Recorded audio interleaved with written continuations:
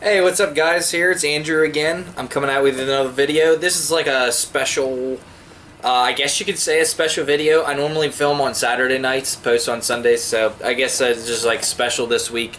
As you can see in the background here, it's Valentine's weekend, so being a horror fan, there's I think three, at least three that I own in my collection, so three that I'm going to review, horror movies that have to deal with Valentine's Day.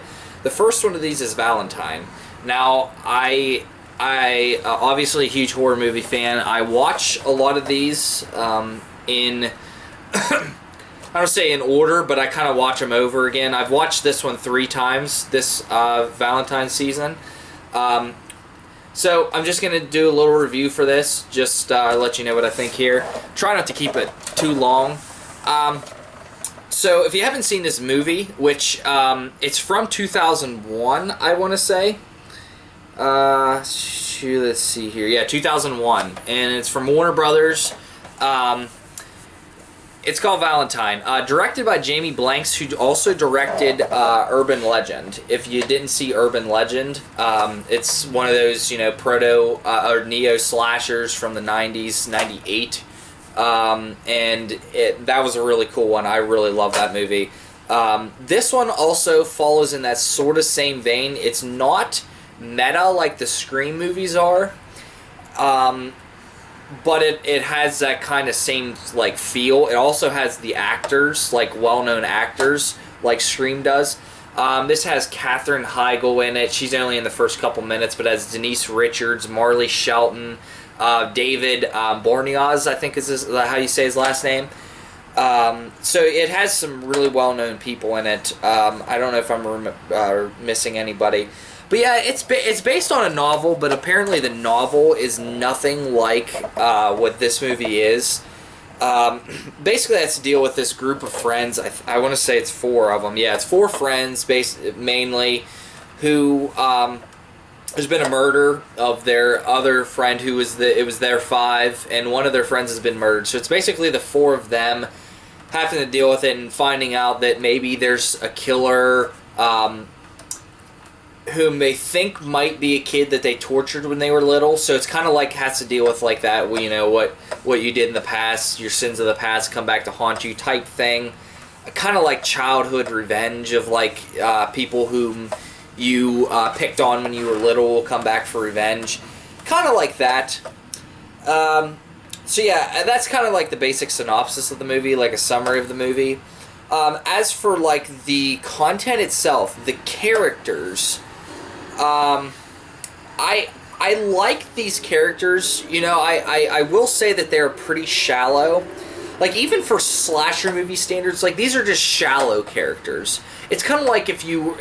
but I think some of them will at least work, for, like, the Page, which is Denise Richards, or Lily, which I think is who this would be here.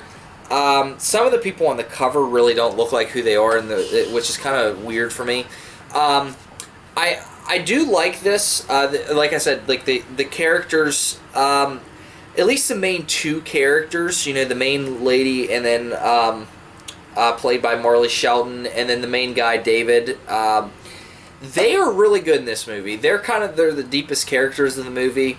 Also Dorothy. I forget who plays Dorothy in the movie, but I really like her character too. She's kind of sympathetic. You kind of feel bad for her.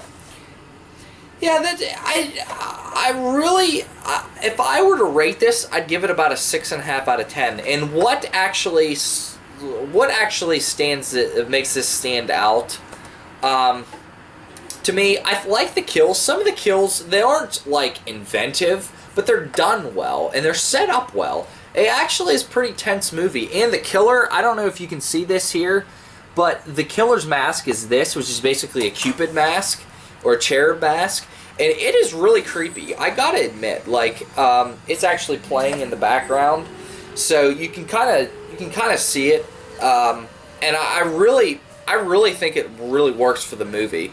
It kind of adds that whole... But yeah, the kills are pretty good, I will say that, and it is pretty atmospheric, and the ending kind of throws you through a little bit.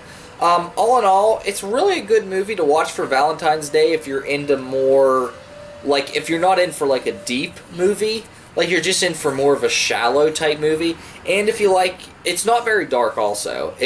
Warner Brothers kind of toned it down, I think because September 11th happened and whatnot. They kind of toned this down. But yeah, I will say I do watch this every Valentine's Day, and I do like it more and more that I watch it. The thing that would be better is if the characters were written better. Some of the dialogue and some of that's just kind of cringeworthy every now and then, but all in all, I would have to highly recommend that you watch this. It's definitely a holiday slasher movie that I watch many times, and I've watched this 3 times. Probably the last time that I watch it, I will say, tonight's My Bloody Valentine, which I will be reviewing tomorrow, the 1981 My Bloody Valentine. So, other than that, I do like this movie, highly recommend it, 6.5 out of 10. Really solid slasher movie. If you're a fan of slashers, really recommend it. So, yeah, that's all for this review. I hope you enjoyed it. Let me know what you think down below in the comments section. But yeah, that's all. Have a good night, guys.